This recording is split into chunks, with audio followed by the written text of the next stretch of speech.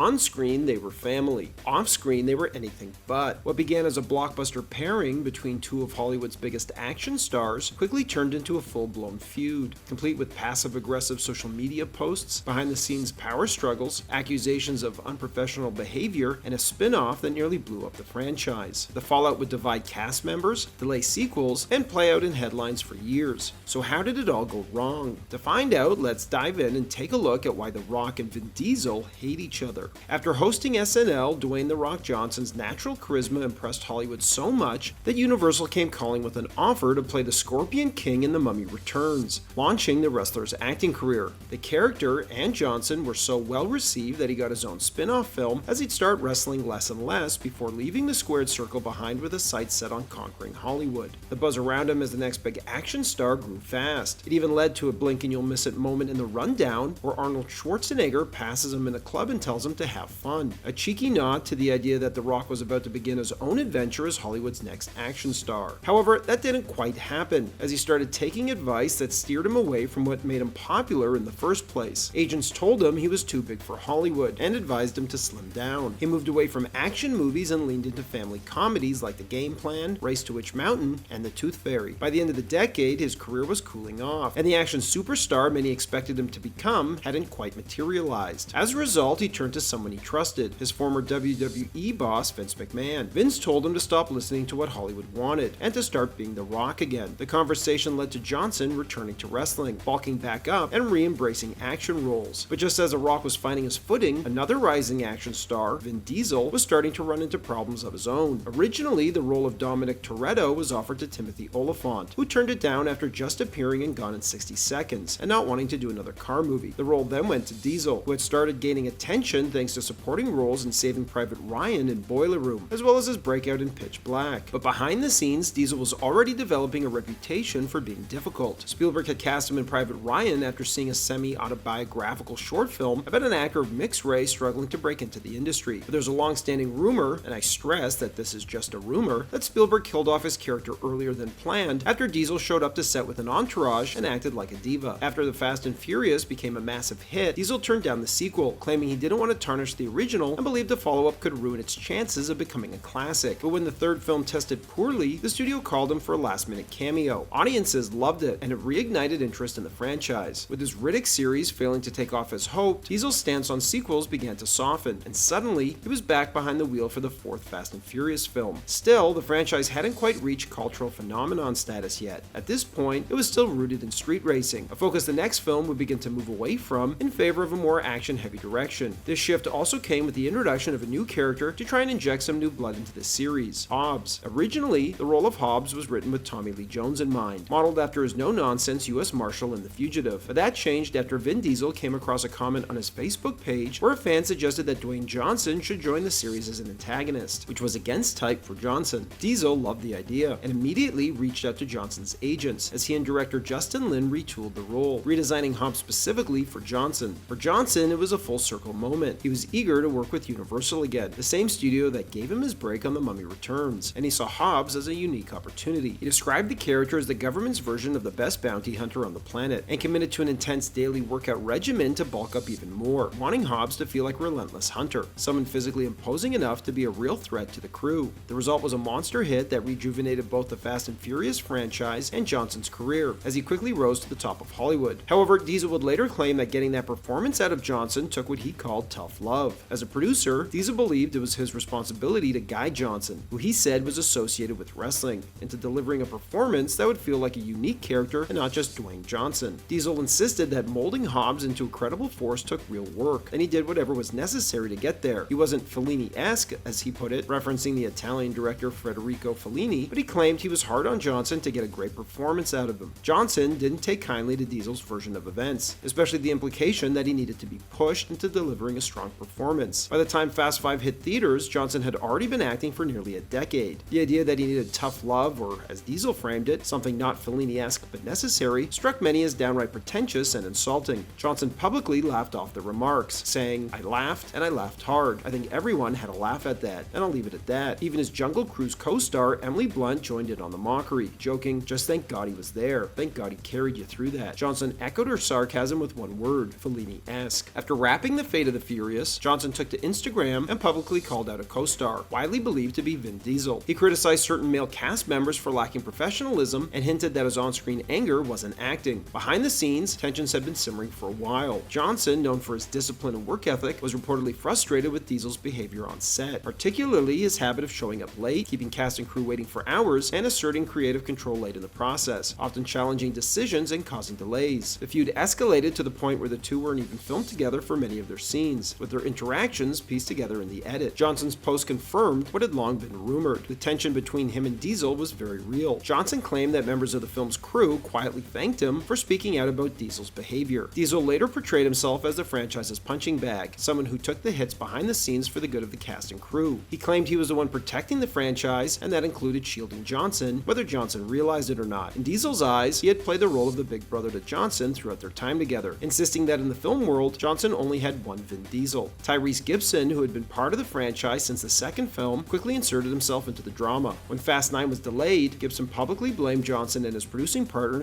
/ brother-in-law, Hiram Garcia, accusing them of hijacking the franchise to focus on their planned spin-off, Hobbs Shaw. In a series of social media posts, Gibson criticized Johnson for making the franchise about himself, and implied that the decision to move forward with a spin-off came at the expense of the original cast and the franchise's spirit of unity. He shared an old photo of the core cast, including the late Paul Walker, and lamented that Johnson couldn't handle not being the only one featured on the poster. When Hobbs Shaw opened to solid but comparatively lower box office numbers, Gibson took another jab, suggesting the film's performance proved that breaking up the Fast family didn't hold the value Johnson may have thought. Behind the scenes, it had become clear Johnson had no interest in returning to work alongside Diesel, choosing instead to carve out his own corner of the franchise with Hobbs Shaw. Surprisingly, Diesel would defend Johnson via Instagram, saying, "I know there's been a lot of speculation as to why the Fast 9 release date was pushed, but it would be unfair to say it's anyone's fault." However, after Diesel made a public plea in November 2021 asking Johnson to return to the franchise despite their past differences, Johnson was not impressed. He viewed the move as manipulative, especially after the two had already spoken privately months earlier. In that conversation, Johnson had made it clear he wouldn't be returning, expressing his support for the cast and the franchise while firmly stating he was done with the role. What bothered him most about Diesel's public message was the way it invoked Diesel's children and the late Paul Walker, which Johnson felt crossed a line. From his perspective, they had come to a clear understanding in private, and he had hoped to walk away from the franchise with mutual respect and a sense of closure. But Diesel's decision to take it public, in Johnson's view, only muddied the waters. But after Johnson's failed DC power play with Black Adam, he came crawling back to the franchise he once swore off. In 2023, audiences were stunned when he appeared in a post-credits scene in Fast X, signaling an unexpected return after years of public tension. In recent interviews, Johnson downplayed the feud, calling Diesel a brother and framing their past differences as growing pains in service of a bigger vision for the future of the Fast universe. Then, at the 2025 Golden Globes, Diesel publicly acknowledged Johnson during the live broadcast, casually tossing out a "Hey Dwayne" from the stage before announcing an award. The moment was awkward. Johnson forced a smile as the camera cut to him, while the crowd let out a mix of laughter and uneasy amusement. Whether this was genuine or just another chapter in their ongoing PR chess match, one thing's certain: even their feud has become part of the franchise's spectacle, as Johnson himself has admitted it's basically free advertising for the series.